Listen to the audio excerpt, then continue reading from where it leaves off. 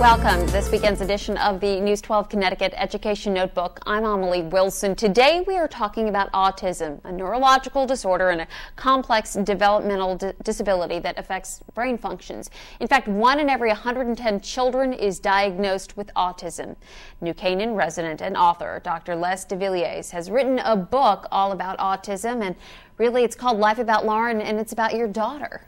Correct, yeah. Les, thanks so much for coming. It is a heartbreaking book because, how old is Lauren now? She's 28. 28 years old. Yeah. And you still haven't, she's never said mom or dad? Never, no. Gosh. And for us, the contrast, of course, is the one that hurts because my son is a very successful IT executive in New York. He's only 26 years old, actually.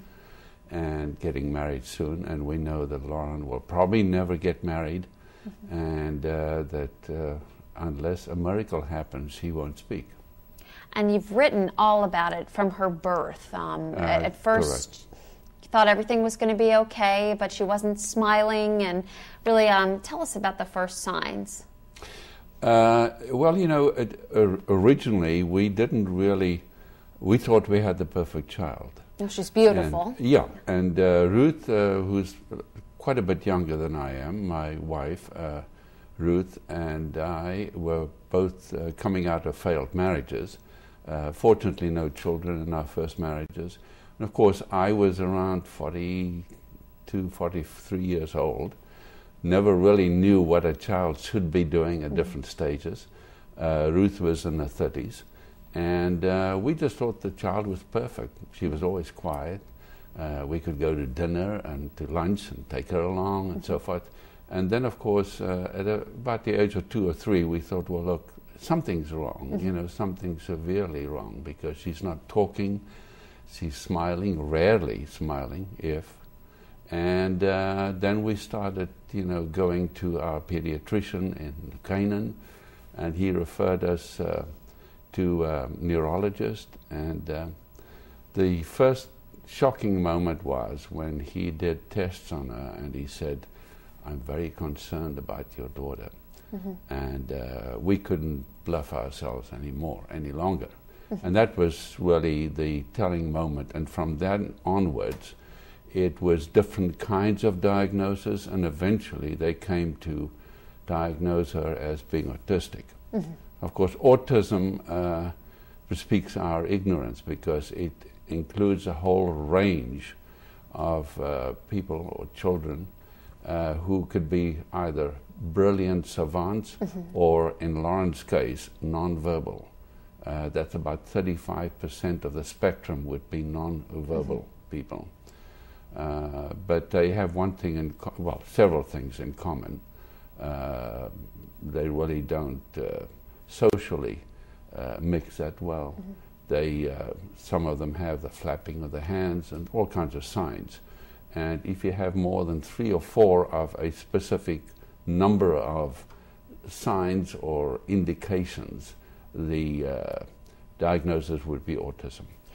And of course, then you realized she would not be able to attend public schools in New Canaan, and you all had quite a time getting her into a place you knew that was going to be fit for Lauren. Correct. Right. Correct. Yeah. For us, it was quite an effort in the beginning. Quite honestly, we had opposition from the Department of Special Education in our little town of Canaan. But thank heavens, they turned around once we became proactive, and eventually they had a gentleman by the name of Dr. David Abbey, who was, as they say in Jewish, a real mensch, who is a real mensch. He was very, very considerate, and for him it was a question of getting the best for Lauren. And not the cheapest for the school district. And we need to let a lot of people out there know who have children with autism or other disabilities that this is available.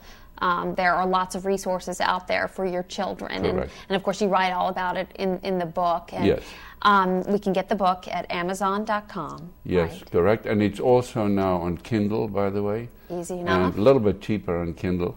Everything's $9.99 now. That's easy. Yeah. And it will be available. It's also available on my own website in e-format. It's www.businessbooksusa.com. Easy enough. So, and Les, before we go, though, real quickly, could you tell us about Lauren today? Where is she? Lauren today is in a farming, kind of a farming setup in Great Barrington, just north of the Connecticut border. It's very idyllic. It's they farm there with chicken, with pigs, they have horses. It's a setting where Lauren can enjoy outdoor life, and that's the only thing she really enjoys. And she does a bit of weaving. They go to music concerts. She does horse riding and so forth. And this is, of course, the one thing that parents have to realize, and that is that there's not a one-fits-all for autistic children. They all have different needs, and I think you should be, this is the one thing I do say in the book, once you wipe away the tears, become proactive. Nobody's going to come and knock on your door and say, we want to do things for your child. Okay. You have to be proactive. Les, thank you so much, you and your wife.